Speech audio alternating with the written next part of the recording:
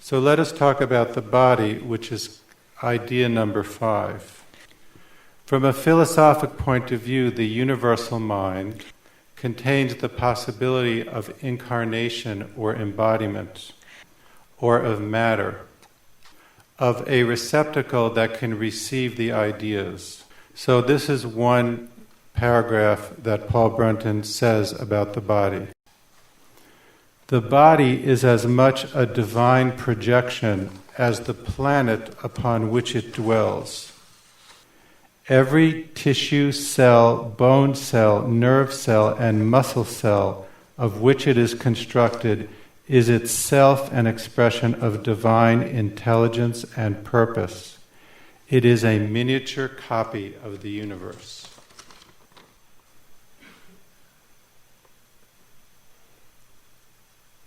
In many traditions, matter or the body is seen as feminine or the feminine principle because it receives the ideas. So in this sense, what Paul Brunton is saying is that if you reject the body, you are rejecting the feminine. And in the last few weeks, we have been talking about the need to correct this imbalance. So it is important that we purify and transform our bodies so that we can release the divine light that is within it. In his own life, Paul Brunton paid a lot of attention to the body. He was a very early advocate of being a vegetarian. He was very conscious of his diet, and he studied many different diets. He developed a physical vehicle which could support the enlightenment which later came to him. His body was very well trained. He spoke in the notebooks of how his body had the habit of meditation. So even when he was in the silence all the time and it was no longer necessary to meditate, he still continued this habit. The point is that the body will still have habits, but we want it to have good habits that will support our realization.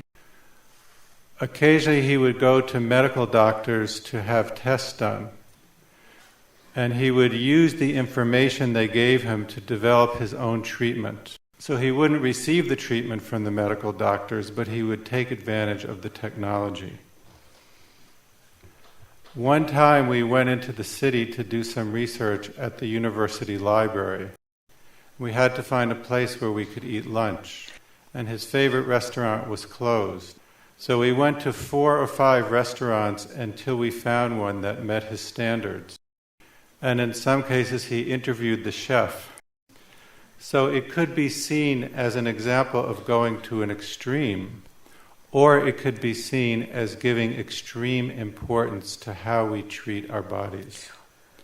So in this section on the body, is a lot of information about diet and vegetarianism, about fasting, about sexuality and asceticism, and many other aspects of our physical life.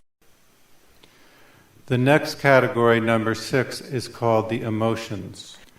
Paul Brunton said that the beginning, middle, and end of the spiritual path is the development of a good character. We could say that part of existence is to have feeling. And our job is to purify the negative emotions and become released from them and transform them into positive emotions. So the sage still has emotions, but she or he has very developed and purified emotions, such as compassion, joy, and serenity. So I want to tell a story to give an example of this. I explained last time that it was a very important part of Paul Brunton's lifestyle was his privacy. If he was a normal person, I would say he put a lot of effort into it, or it was very important to him. But it would not be correct to use that language. It was rather how he arranged his life. No one ever came to the door, unless once in a while someone had been approved for an interview. The telephone almost never rang. And he conducted his life separate from the people who lived around him. This is important to the story I'm going to tell. So when I would have a break or Paul Brunton would be resting, I would always try and clean a little bit of the apartment. I would do a little bit each time. And in that part of Switzerland, the women would take the carpets and bang them on the side of the porch in the morning. I thought that would be a good idea. So one day I received a good moment to do this.